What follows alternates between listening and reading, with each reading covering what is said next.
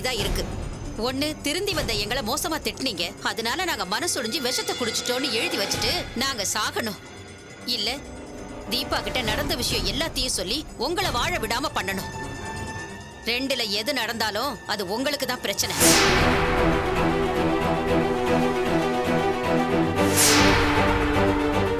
பேசாம நான் கேட்டபடி ஒரு பெரிய தொகையை கொடுத்துருங்க.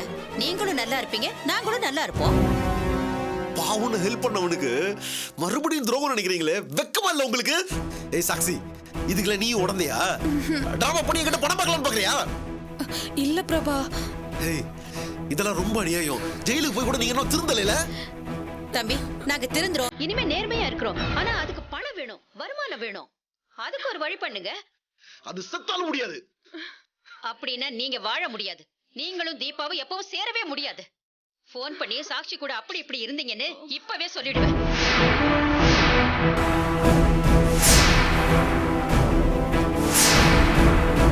பணம் முக்கியமா, தீபாவோட சேர்ந்து வாழறது முக்கியமா? அதை நீங்களே யோசிங்க.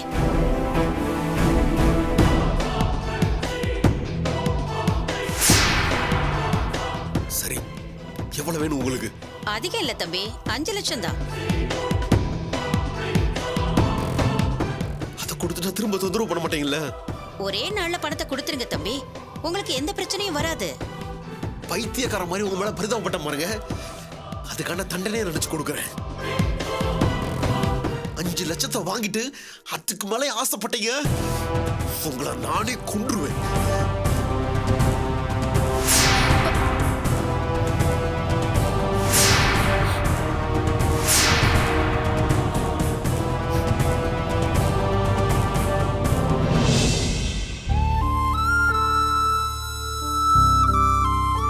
உங்களுக்கு மட்டும் பிரச்சனைக்கு மேல பிரச்சனையா வந்துட்டு இருக்கு. ஒரு பிரச்சனையில இருந்து வெளியே வர்றதுக்குள்ள இன்னொரு பிரச்சனை வந்துருது. ஒவ்வொன்றையும் எப்படிதான் சமாளிக்கிறீங்களோ நினைச்சாலே மலப்பா இருக்கு. என்ன சார் பண்றது? பிரச்சனைன்னு வந்தா சமாளிச்சு தானே ஆகணும்.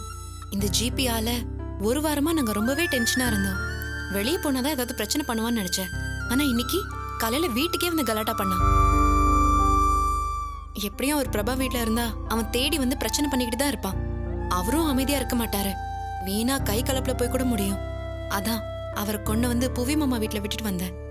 எக்ஸாம்லாம் முடிச்சுட்டு தான் இந்த பிரச்சனைக்கு என்ன பண்றதுன்னு யோசிக்கணும்.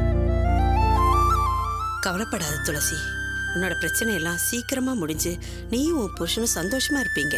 என்ன நடந்தாலும் தைரியத்தை மட்டும் கைவிட்டுறாத.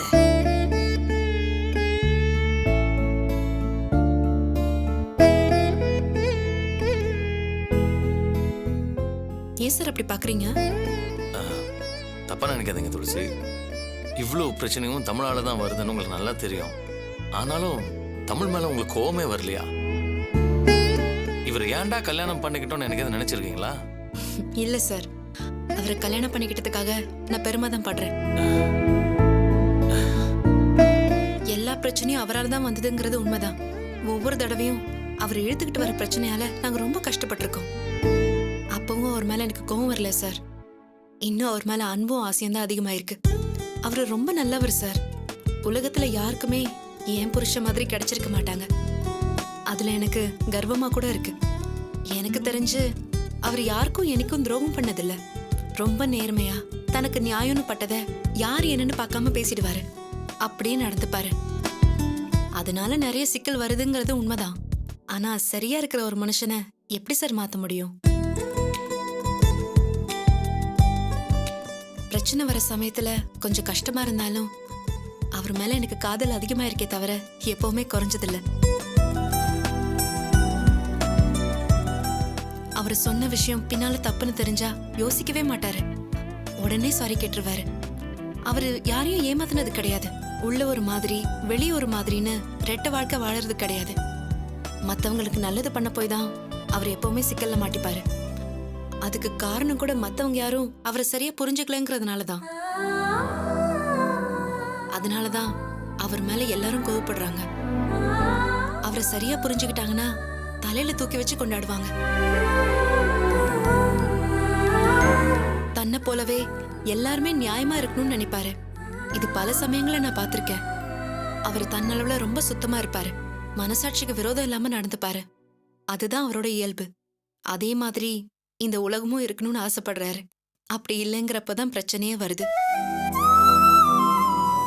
ஜிபி விஷயத்தை எடுத்துக்கிட்டாலும் அவங்க 2 பேருக்கும் தனிப்பட்ட முறையில எந்த பிரச்சனையும் இல்ல. லவ்வர்ஸ பிரிக்கிறன்னு தான் இவரும் தலையிட்டாரு. அமிர்தா லவ் பண்ணவன் தப்பானவன் தெரிஞ்சதுக்கு அப்புறம் அவன்கிட்ட இருந்து அமிர்தாவை காப்பாத்ததான் இவர் ரிஸ்க் எடுத்தாரு. அந்த விஷயத்துல நாங்க எல்லாரும் இவரை தப்பா தான் நினைச்சோம். ஆனா கடைசியில அவர் சரியா தான் செய்யறாருன்னு புரிஞ்சுக்கிட்டோம். பிரச்சனை வருதேங்கிறதுக்காக அவரை மாற சொல்ல முடியுமா சொல்லுங்க? மனசாட்சியை கொண்டுட்டு வாழணும்னு சொன்னா அது அவரால முடியாது சார். அவரை பத்தி நல்லா புரிஞ்சும் மத்தவங்களுக்காக வேலை செய்யறதை விட்டுட்டு நம்ம வாழ்க்கையை பாருங்கன்னு சொல்லியிருக்கேன். அவரும் நான் சொன்னபடி நடந்துக்கிறதா எனக்கு ப்ராமிஸ் பண்ணியிருக்காரு. அவர் மாதிரி ஒருத்தரை இந்த காலத்துல என்னால பார்க்க முடியாது. அப்படி ஒரு அபூர்வமான புருஷன் எனக்கு கிடைச்சிருக்காருன்னு நினைக்கும் போது எனக்கு ரொம்ப பெருமையா இருக்கு சார். தமிழ் மாதிரி மட்டும் இல்ல, உங்களை மாதிரி ஒரு பொண்ணை பார்க்கறதும் அபூர்வம் தான். ஒரு நிமிஷம். ஹலோ, சொல்லுடா. போன விஷயம் என்னாச்சு? பார்த்து பேசிட்டேன்டா. உன்னை நேர்ல பார்க்கணுங்கிறாரு. நீ வந்து பார்த்துட்டா உடனே கேஷ் கொடுத்துருவாரு. அப்படியா? 1 or 2 daysல நான் வந்து பார்க்கறேன். இல்லடா கௌதம், அவரு பொலிட்டிக்கல்ல பெரிய ஆளு. இப்பதான் ஃப்ரீயா இருக்காரு. இப்ப பார்க்காம விட்டா கட்சி வேலையில பிஸி ஆயிடுவாரு. அதனால நீ உடனே கிளம்பி வாடா. நமக்கு ரொம்ப அவசரமா இருக்கு. டிலே ஆனா ஆர்டர் கேன்சல் ஆயிடும்ல. சரிடா, நான் இப்பவே கிளம்புறேன். ஓகேடா. துளசி, என்ன சார்? நம்ம ப்ராஜெக்ட்டுக்கான பணம் கிடைச்சிருச்சான். இப்பதான் என் ஃப்ரெண்ட் ஃபோன் பண்ணி சொன்னான். என்ன உடனே கிளம்பி வர சொல்லியிருக்கான். அதனால நான் சென்னை கிளம்ப வேண்டியது இருக்கு. நான் ஃபினான்ஷியரை பார்த்து பேசிட்டு பணத்தை வாங்கிட்டு வந்துடுறேன். நான் எப்படியும் நாளைக்குள்ள வந்துடுவேன். அது வரைக்கும் பூமிகாவை கொஞ்சம் சமாளிச்சுக்கோங்க. நான் பாத்துக்கிறேன் சார். நீங்க பிரச்சனையை போட்டு குழப்பிக்காம ரிலாக்ஸா படிங்க. எக்ஸாம்ல கான்சென்ட்ரேட் பண்ணுங்க. கண்டிப்பா சார். அம்மா, நான் நாளைக்கு தான் வருவேன். துளசி இருக்கிறதால பூமிகா உங்களை தொந்தரவு பண்ண மாட்டா. அவங்க எக்ஸாமுக்கு படிக்கணும். பூமிகா அவங்கள தொந்தரவு பண்ணாத மாதிரி பாத்துக்கோங்க. சரிங்க தம்பி. வரமா? வரேன் துளசி.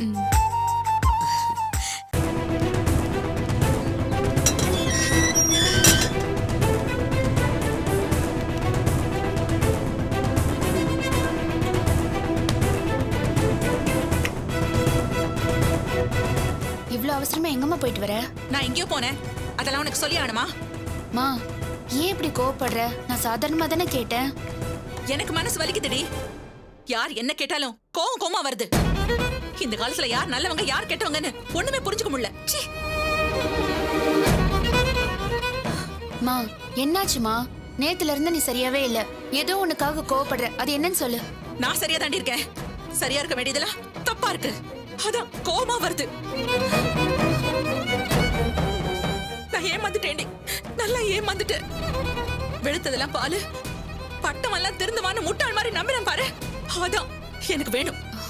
மா, தயவு செஞ்சு புரியுற மாதிரி சொல்லுமா. ஹேய், புரியலன்னா விடுறி. சில விஷயங்களை புரியாம இருக்கிறது நல்லது. வாங்க பிரபாகர். போன வேலை என்னாச்சு? கிளைண்ட் பாத்தீங்களா? மீட்டிங் முடிஞ்சதுல? நல்லபடியா முடிஞ்சது தீபா. ஆபீஸ்ல இருந்தே உனக்கு ஃபோன் பண்ணலாம்னு நினைச்சேன். ஆனா மறந்துட்டேன். சாரி. சரி பரவாயில்ல, நீங்க ரெஸ்ட் எடுங்க. ஒரு நிமிஷம்.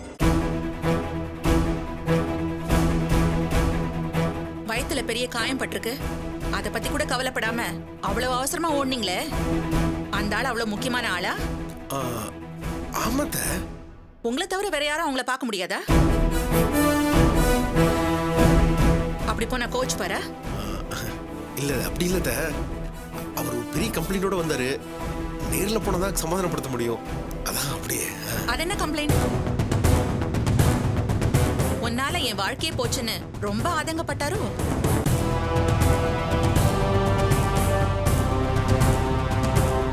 அது சரி. கோவமா இருக்கிறவங்களை சமாதானம் பண்ண தப்பு பண்ணவங்க தானே போகணும்.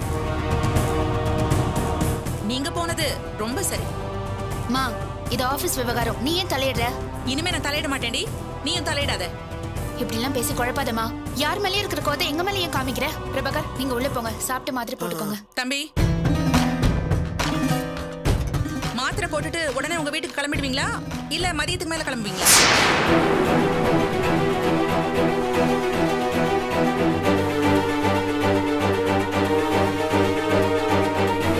இல்ல மதியத்துக்கு சமைக்கணும்ல, அதான் கேட்டேன்.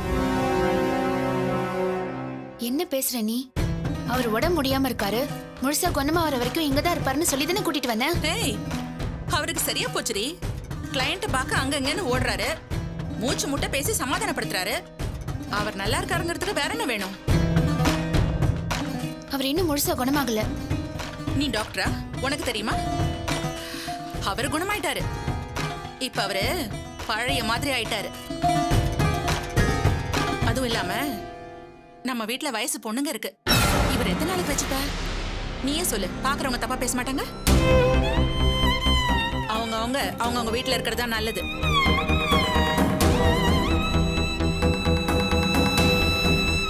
அத்தனை அடிக்கடி இங்க வந்து போயிட்டு தானே இருக்க. அப்ப தப்பா நினைக்காதவங்க இப்ப நினைப்பாங்க தம்பி.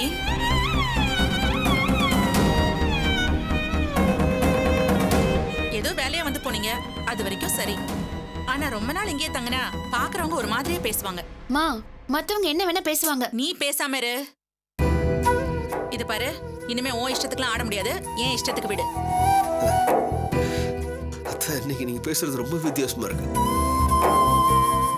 இவ்வளவு நாள் பாசமா இருந்துட்டு இன்னைக்கே எப்படி மாறினீங்கன்னு தெரியல. மனுஷங்க எப்பவுமே ஒரே மாதிரியா இருக்காங்க? எல்லாரும் மாறதான் செய்றாங்க. மத்தவங்க தப்பா பேசுற அளவுக்கு நாமே வச்சுக்கணும். நீங்களாவே உங்க வீட்டுக்கு. இல்ல அத்தை, நான் இப்பவே கிளம்புறேன். ஐயோ பிரபாகர், அம்மா தான் புரியாம பேசுறாங்கன்னா நீங்களுமா?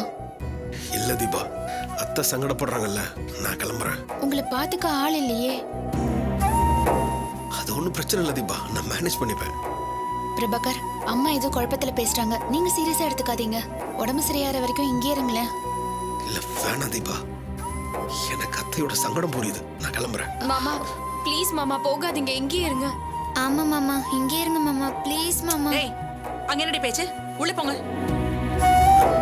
அத்தை, அவங்களையும் திட்டுறீங்க. நான் தான் கிளம்பிட்டேனே. தீபா, என்னோட டேப்லெட் எடுத்து கொண்டு நான் போய் கிளம்புறேன். இருங்க, நானே எடுத்துட்டு வரேன்.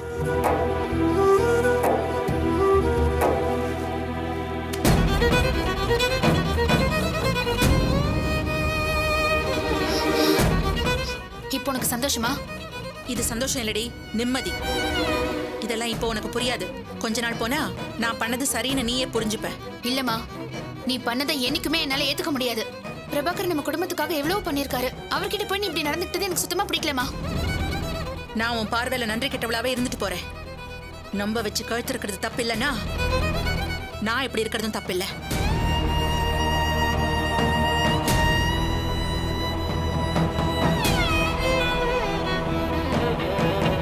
ஒரு விஷயத்த மட்டும் எல்லாரும் ஞாபகம் வச்சுக்கோங்க. நம்ம கிட்ட பேசி பழகிறத வச்சு நாம யாரையும் நம்பி ஏமாந்துடக்கூடாது.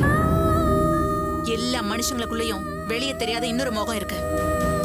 அது தெரியாம கண்மூடித்தனமா ஒருத்தரை நம்பி ஏமாறுறது பெரிய வேதனை. நமக்கு அந்த வேதனை வேண்டாம்.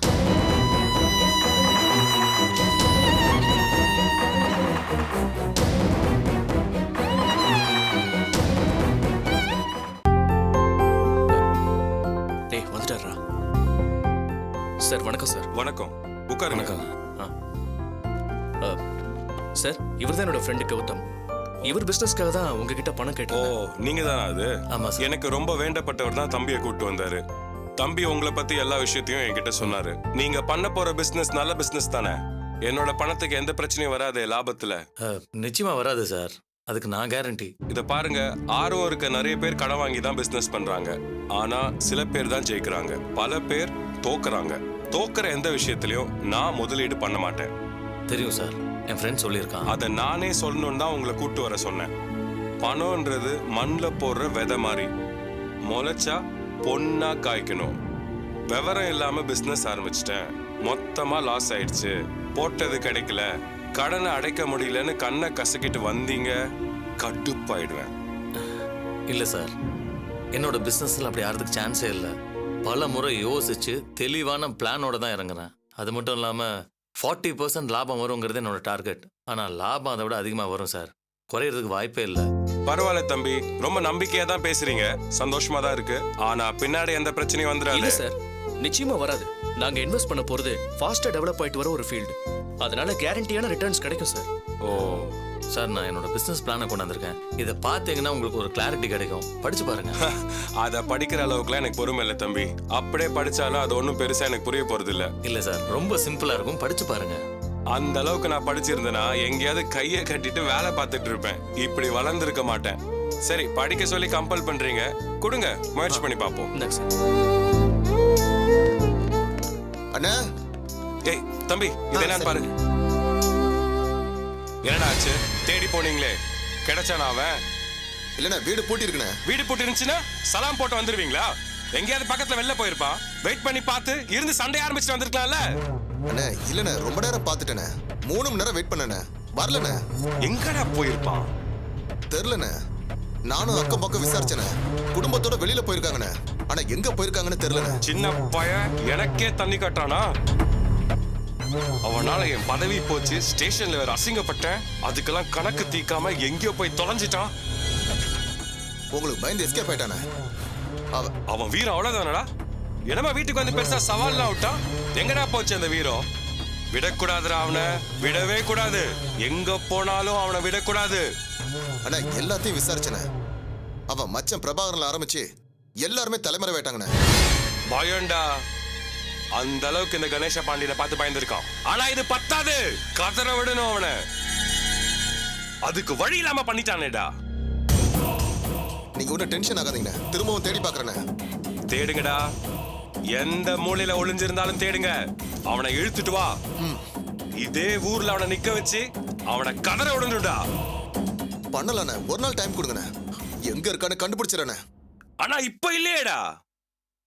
டெய்லி அவனுக்கு டார்ச்சர் கொடுத்து அவனை மென்டல் ஆக்கணும்னு நினைச்சனேடா. வழி இல்லாம போச்சே. எங்க இருந்தாலும் தேடுங்க, போங்க. ஏய், அவன் கிடைச்சே கண்டிப்பா தூக்கிட்டு வரவனே, போங்கடா. உட்கார்ந்த இடத்துல இருந்தே அவனை அடிக்கணும்னு தப்பிச்சிட்டான்டா. அண்ணே, நான் ஃபுல்லா படிச்சு பார்த்துட்டேன், எல்லாம் பக்காவா இருக்கு. அதெல்லாம் அப்புறம் பாத்துக்கலாம். அவங்களை கிளம்ப சொல்லு. தம்பி கிளம்புங்க. அண்ணே, என்னாச்சு? இன்னைக்கு நம்ம பணம் தரதா சொல்லுங்க. எனக்கு மூடு சரியில்லை, பிசினஸ்ல அப்புறம் பாத்துக்கலாம். அவங்க 2 மாசம் கழிச்சு வர சொல்லு. சார் நான் இனிஷியல் அமௌண்ட்டை உடனே கட்டி ஆகணும். உங்களை நம்பி தான் வந்திருக்கேன். தம்பி அதான் சொல்றேன்ல, இப்ப என்னால முடியாதுன்னு. கிளம்புங்க. அண்ணே, என்னென்ன பிரச்சனை? ஏன் இப்படி கோபப்படுறீங்க? டேய், அந்த லுச்சா பையன் தமிழ் தப்பிச்சான்டா குடும்பத்தோட. அவன் நாஸ்தி ஆகணும். அது வரைக்கும் எந்த பிசினஸும் வேணாம். இவங்களை அமுச்சு வை. இப்ப எதுவும் நடக்காது.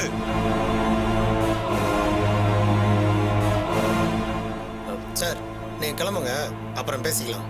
அண்ணனுக்கு என்னாச்சு? நாங்க ஏதாவது தப்பா பேசிட்டோமா? அண்ணா உங்க மேல எதுவும் கோவப்படல. அவர் கோவப்படுற காரணம் தமிழரசன் ஒருத்தன். அண்ணனுக்கும் அவனுக்கும் நிறைய பிரச்சனை ஆயிடுச்சு. அனாவசியமா அண்ணன் வழியில குறுக்கிட்டான். அவனால தான் அண்ணனுடைய பதவி போச்சு. அண்ணன் அதால நிறைய அவமானப்பட்டாரு. அவனை பழி வாங்குற கான்ல தான் அண்ணன் டென்ஷனா இருக்காரு. அதான் கோவப்பட்டு போறாரு. சார் அப்படின்னா அவரை தான் தேடிட்டு இருக்காரா? ஆமா தம்பி, அவன் மட்டும் கையில கிடைச்சான் திருச்சி மேஞ்சிருவாரு. ஊரை விட்டு ஓடி டென்ஷன் பண்ணிட்டான் சார். இனிமே அவனுக்கு கெட்ட நேரம் தான். இந்த நேரத்துல பண விஷயம் பேசினா இன்னும் டென்ஷன் ஆயிடுவாரு. நீங்க ஒரு வாரம் கழிச்சு ஃபோன் பண்ணுங்க. நடுவுல நேரம் கிடைக்கிறப்போ இந்த விஷயமா நானே பேசி பார்க்குறேன். ப்ளீஸ் சார், நீங்க தான் அவர்கிட்ட பேசணும். கண்டிப்பா பேசுறேன், ஆனா உடனே நடக்காது. சம்பந்தப்பட்ட ஆள் அண்ணன் கைக்கு கிடைக்கணும், அவனை பழி தீக்கணும். அப்புறம் தான் அண்ணன் மனசு ஆறுதல் ஆகும். அதுக்கு எவ்வளவு நாள் ஆகும்னு சொல்ல முடியாது. கண்டிப்பா எப்படியும் ஒரு வாரம் 10 நாள் ஆகலாம். அது வரைக்கும் கொஞ்சம் வெயிட் பண்ணுங்க. வெயிட் பண்றோம் சார், ஆனா ஷூரா பணம் கிடைக்கும்ல? கொஞ்சம் டிலே ஆனாலும் கண்டிப்பா கிடைக்கும். அதுக்கு நான் கேரண்டி. தைரியமா போயிட்டு வாங்க. ரொம்ப தேங்க்ஸ் சார். இப்போ நாங்க வரோம். வாங்க.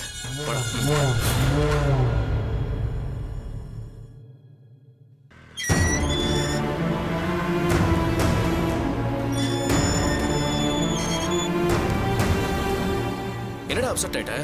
கண்டிப்பா பணம் கிடைக்கும். இன்னைக்கே செக் கொடுத்துருப்பாரு. ஏதோ பர்சனல் ப்ராப்ளம் போல இருக்கு, அதான் டென்ஷன் ஆயிட்டாரு. நீ ஒன்றும் ஃபீல் பண்ணாதடா. அவர் தம்பி தான் நம்ம ப்ரொபோசலை பார்த்து ஓகே சொல்லிட்டார்ல. தம்பி சொன்னா அண்ணன் நிச்சயமா கேட்பாரு. அவருக்கு இன்னைக்கு மூடு சரியில்லை, அதான் பேமெண்ட் தள்ளி போயிடுச்சு. நீ வேணா பாரு, 2 நாள்ல அவரே கூப்பிட்டு பணத்தை தருவாரு. நீ ஒன்றும் கவலைப்படாத. இல்லடா, நான் பேமெண்ட் தள்ளி போறதை பத்தி யோசிக்கிறேன். அப்புறம் என்ன? அந்த ஜிபி என்ன ஒருத்தன் டென்ஷன் பண்ணிட்டான், என் பதவியை காலி பண்ணிட்டான், போலீஸ் ஸ்டேஷன் வரைக்கும் கொண்டு போய் நிறுத்திட்டான்னு சொன்னார்ல. ஆமா, அதுக்கு என்ன போ? அது வேற யாரும் இல்லடா, நம்ம துளசியோட ஹஸ்பண்ட். என்னடா சொல்ற? உன்னோட பார்ட்னர் துளசியா? ஆமாடா, ஜிபிக்கும் தமிழுக்கு இருக்கிற பிரச்சனையை பத்தி துளசி என்கிட்ட சொல்லியிருக்காங்க. அதை எப்படி சரி பண்றதுன்னு தெரியாம முழிச்சிட்டு இருக்காங்க. அவங்களுக்கு இப்ப இருக்கிற ஒரே தலைவலி இந்த ஜிபி தான். இவர்கிட்ட போய் நான் பிசினஸ்க்கு பணம் வாங்குவேன்னு நான் கொஞ்சம் கூட நினைக்கலடா. பார்ட்னரோட எதிர்கிட்ட போய் பணம் வாங்கணுமேன்னு யோசிக்கிறியா? டேய், துளசி எனக்கு பார்ட்னர் மட்டும் இல்லடா, என் ஃப்ரெண்ட், என் வெல்விஷர். அவங்களோட சேர்ந்து நான் பிசினஸ் பண்ணும்போது அவங்களுக்கு ஆகாதவங்க கிட்ட பணம் வாங்குறதுக்கு எனக்கு சங்கடமா இருக்குடா. அப்ப இந்த பிசினஸ் விஷயத்துல மூட்டை கட்டி வச்சுட்டு எப்பவும் போல காலேஜ் வேலையை மட்டும் பாரு. என்னடா இப்படி சொல்ற? பின்ன என்னடா, இந்த பிசினஸ் உன்னுடைய ரொம்ப நாள் ஆசை கனவு, அது நிறைவேறதுக்கு நல்ல சான்ஸ் கிடைச்சிருக்கு. இப்ப இருக்கிற சிச்சுவேஷன்ல ஜிபியை தவிர வேற யாரும் இவ்வளவு பெரிய அமௌண்ட்டை கொடுக்க மாட்டாங்கடா. வேற இடத்துல ட்ரை பண்றதுக்கும் நமக்கு இப்ப டைம் இல்லடா. சொன்ன நேரத்துல பணத்தை ரெடி பண்ணி கொடுக்கலனா இந்த ஆர்டரும் கேன்சல் ஆயிடும்.